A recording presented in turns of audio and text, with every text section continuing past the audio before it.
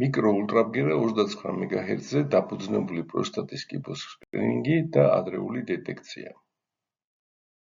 პატივცემულ კოლეგებო, მოგეხსენებათ, რომ პროსტატის კიბო ყველაზე ხშირად დიაგნოსტირებული ონკოლოგიური დაავადებაა კანის კიბოს შემდგომ. პროსტატის კიბოს ხუთწლიანი გადარჩენადობის მაჩვენებლებიდან გამომდინარე, აშკარაა, რომ პროსტატის კიბოს სკრინინგი და ადრეული დიაგნოსტიკა აუცილებელია.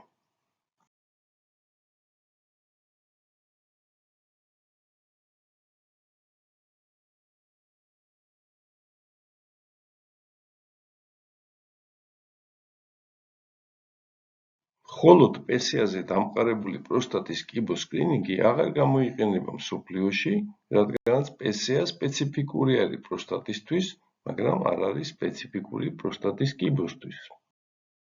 ჯერ კიდევ 2012 წელს ამერიკის პრევენციის სამსახურმა უარყო მხოლოდ PSA-ზე დამყარებული პროსტატის კიბოს სკრინინგი. სწორი ნაწლავის დიგიტალურ რექტალურ გასინჯვას დაბალი მგრძნობელობა აქვს მცირე ზომის ან პროსტატის ვენტრალური სიმსივნეებისთვის. ეს მეთოდი ძალზედ სუბიექტურია, ამიტომ სკრინინგისთვის არ არის საკმაოდ ეფექტური. ტრადიციული ტრანსრექტალური ექოსკოპია და მისი ყველა მოდიფიკაცია არაეფექტურია პროსტატის კიბოს სკრინინგსა და ადრეულ გამოვლენაში, რაც არ უნდა თანამედროვე და საუკეთესო კომპანიის ნაწარმი იყოს ეს დანადგარი. რადგანაც ტრადიციული ტრანსრექტალური ექოსკოპია ცუდად ხედავს მცირე ზომის პროსტატის სიმსივნეებს, ამიტომ ტრანსრექტალური ექოსკოპიის კონტროლით განხორციელებული პროსტატის სისტემურ და დაუმიზნებელ ბიოპსიას თან ახლავს კლინიკურად მნიშვნელოვანი პროსტატის კიბოს გამოტოვების მნიშვნელოვანი რისკი. მაგნიტურ-რეზონანსული ტომოგრაფია, რა თქმა უნდა, ეფექტური მეთოდია, თუმცა იგი ვერ ავლენს კლინიკურად მნიშვნელოვან პროსტატის კიბოს შემთხვევათა 10%-ში. მას გააჩნია მაღალი ღირებულება, საკონტრასტო ნივთიერება გადოლინუმი საკმაოდ ტოქსიურია და შესაძლოა წლების განმავლობაში არ გამოვიდეს ორგანიზმიდან.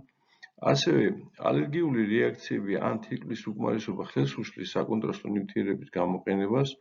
კლაუსტროფობია ან ზურგის ტკივილი ხანგრძლივი დიაგნოსტიკური პროცედურის დროს, ზოგიერთი ტიპის სახსარი ან იმპლანტები ასევე წარმოადგენს ბარიერს MRT-ს გამოყენებისთვის. MRT არ არის ყოველთვის და ყველგან სწრაფად ხელმისაწვდომი და ამიტომ აფერხებს კიბოს სკრინინგის პროცესს. და პროსტატის ბიოპსია რეალურ დროში MRT-ს კონტროლით კი საკმაოდ პრობლემური არის. იმისათვის, რომ შესაძლებელი გახდეს MRT-ს დამიზნებით განხორციელდეს პროსტატის თარგეტული ბიოპსია, აუცილებელია MRT-ს და ტრადიციული ექოსკოპიის შერწყმა, ეგრეთ წოდებული ფიუჟენი. ეს ხდება სპეციალური ციფრული პროგრამის და დანადგარის გამოყენებით, თუმცა ეს პროცედურა მრავალსაფეხურიანია, რთულია, ძვირი პროცედურაა, მოითხოვს პაციენტის მრავლობით ვიზიტს სამედიცინო დაწესებულებაში, არ არის რეალურ დროში, ანუ ლაივ რეჟიმში განხორციელებადი და ციფრულ შერწყმას გააჩნია თავისი ცდომილება. გარდა ამისა, MRT ვერ ავლენს კლინიკურად მნიშვნელოვანი კიბოს 10%-ს.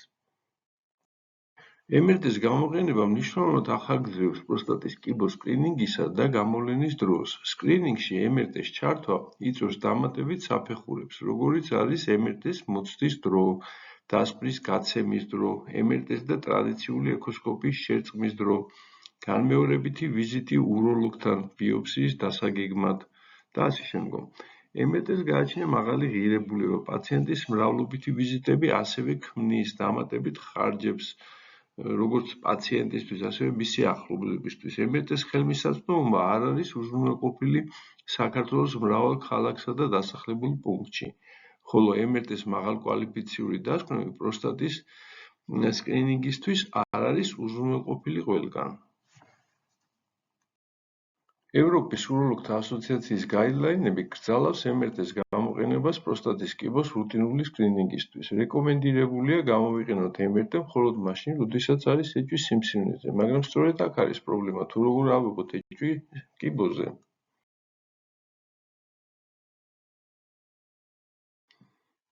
მხოლოდ PSA არაეფექტურია პროსტატის კიბოს რისკების შესაფასებლად, როდესაც PSA ეგრეთ წოდებული ნორმის ფარგლებში, ანუ ნაკლებია 4-ზე, 25%-ში მაინც არის შანსი, რომ არსებობდეს პროსტატის კიბო.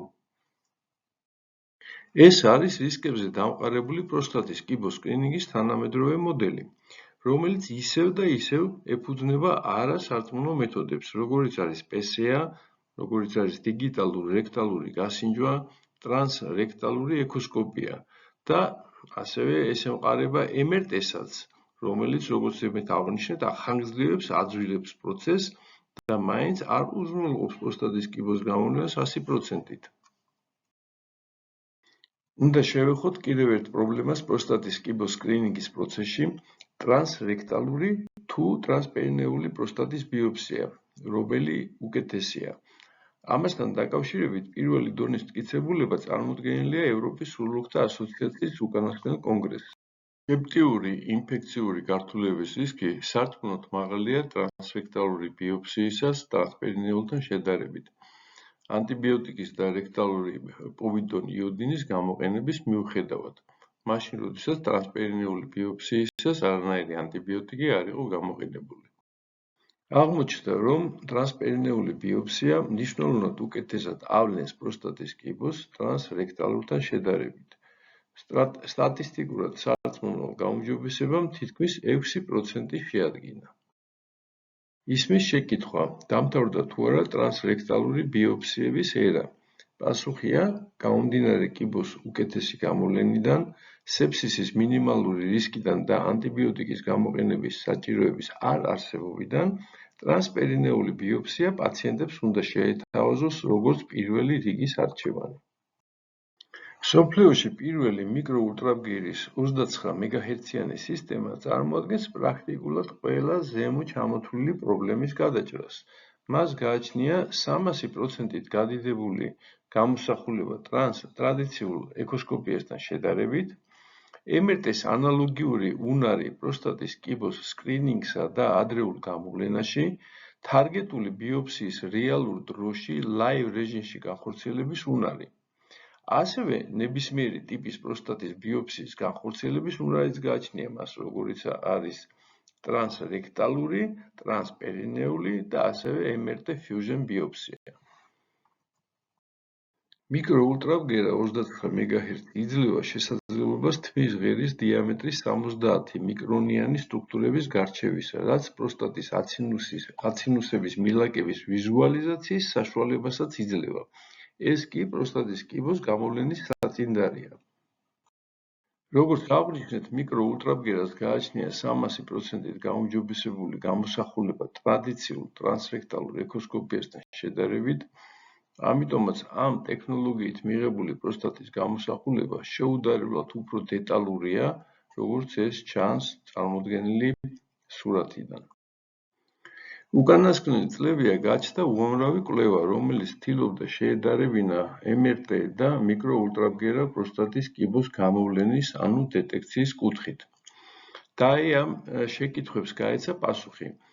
უმაღლესი დონის მტკიცებულებით, რომელიც გამოქვეყნდა ამასწინებზე სულ ახლახანს ევროპის სრულუფლთა ასოციაციის კონგრესზე და ჟურნალ JAMA-ში. გამოქვეყნდა რანდომიზებული პროსპექტული კვლევის შედეგები, ეს არის ოპტიმუმ კვლევა, რომელმაც აჩვენა, რომ მიკროულტრაბგერა არ ნაკლებია მაგნიტურ რეზონანსულ ტომოგრაფიაზე.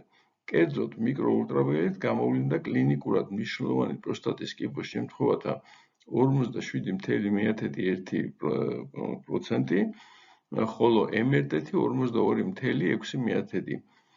მხოლოდ თარგეტული ბიოპსიით სისტემურის გარეშე მიკროულტრაბგერამ კიბო გამოავლინა 38%-ში, ხოლო MRT-მ 34%-ში.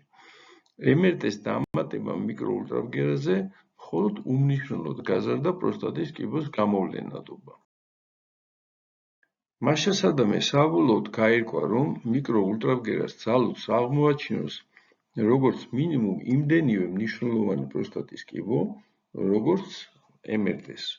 მიკროულტრაბგერას შეუძლია ჩაანაცვლოს MRT მრავალ სხვადასხვა გარემოებაში.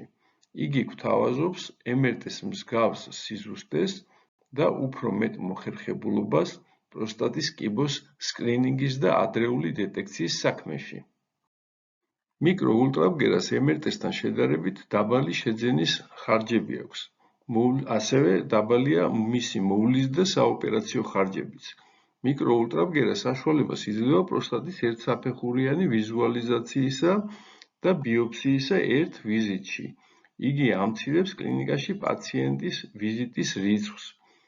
იგი აღმოფხრის პროსტატის კიბოს სკრინინგისა და ადრეული დიაგნოსტიკის მიზნით მაგნიტურ-რეზონანსული ტომოგრაფიის, ანუ MRT-ს აუცილებლობას. იგი შეიძლება შესრულდეს ოფისში უროლოგის მიერ.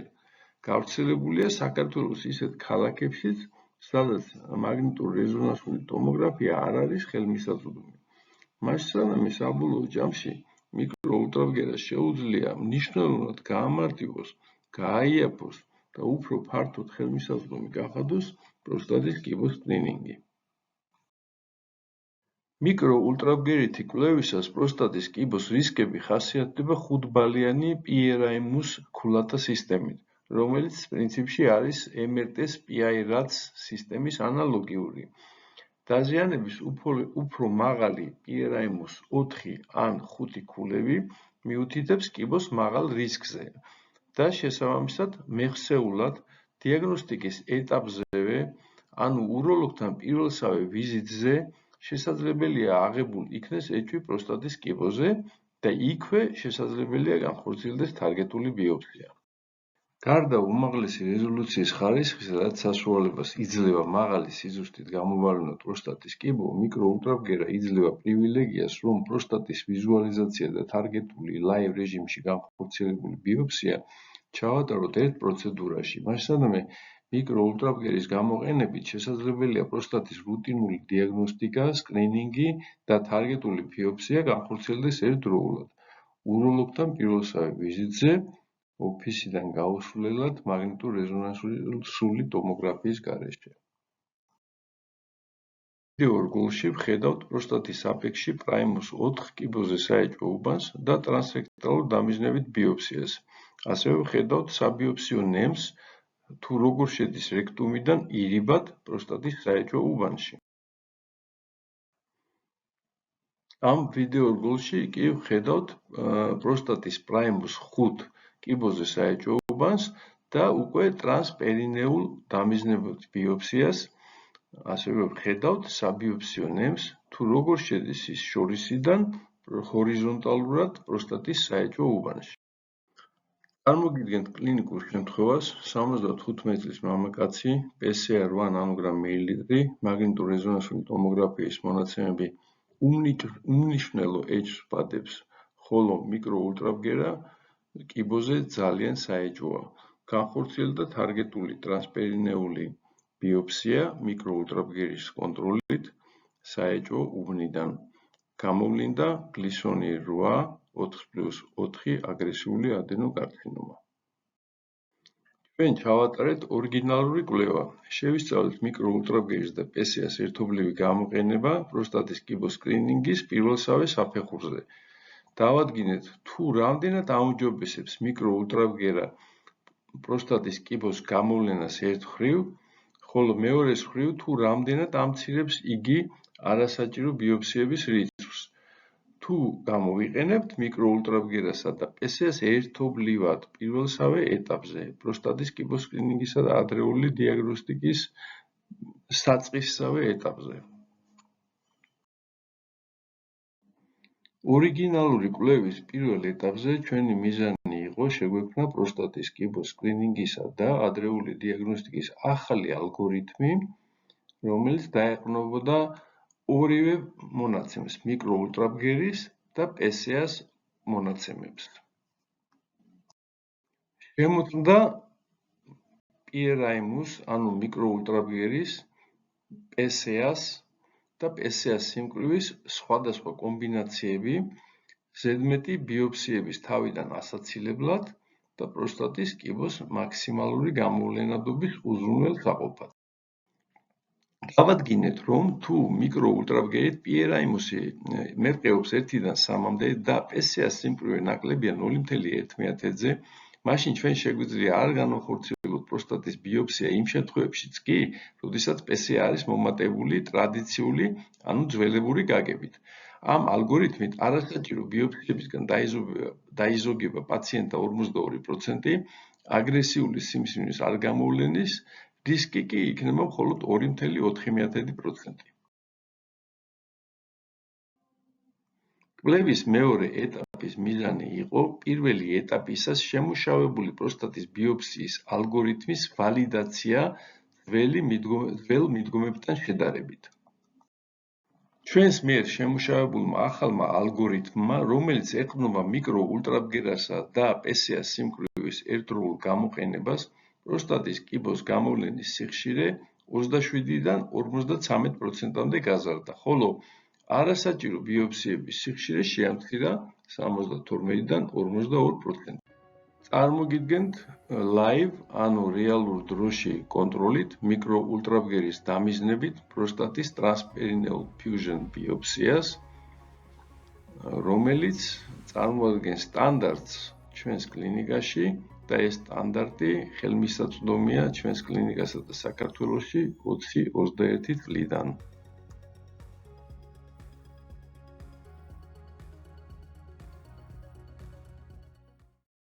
მიკრო-ულტრაბგერა 29 MHz-ზე დაფუძნებული პროსტატის კიბოს სკრინინგი ხელმისაწვდომია საქართველოში 5 ლოკაციაზე ჩვენი კლინიკის ფილიალებში. დასკვნები. მიკრო-ულტრაბგერა წარმოადგენს პროსტატის კიბოს სკრინინგისა და ადრეული დიაგნოსტიკის ინოვაციურ მეთოდს. იგი უნდა ჩაითვალოს პროსტატის კიბოს თანამედროვე სკრინინგის პროტოკოლების ნაწილად, როგორც პირველი რიგის კვლევის საშუალება, ან როგორც MRT-ს დამხმარე. პროსტატის ბიოფსია უნდა იქნეს რეკომენდირებული, როდესაც PRIMUS შეადგენს 5-ს ან 4-ს, ან როდესაც PRIMUS 3-ია და PSA-ს სიმკვრივე აღემატება 0,1-ს. ეს გააუმჯობესებს პროსტატის კიბოს ადრეული გამოვლენას და შეამცირებს არასაჭირო ბიოფსიების რიცხვს. მიკრო-ულტრაბგერა საშუალებას იძლევა პირველადი ჯანდაცვის პირობებში, უროლოგთან ერთი ვიზიტის ფარგლებში განხორციელდეს პროსტატის კიბოს სკრინინგი და კიბოზე ეჭვის მიტანის შემთხვევაში პროსტატის თარგეტული ბიოფსიაც. გმადლობთ ყურადღებისთვის.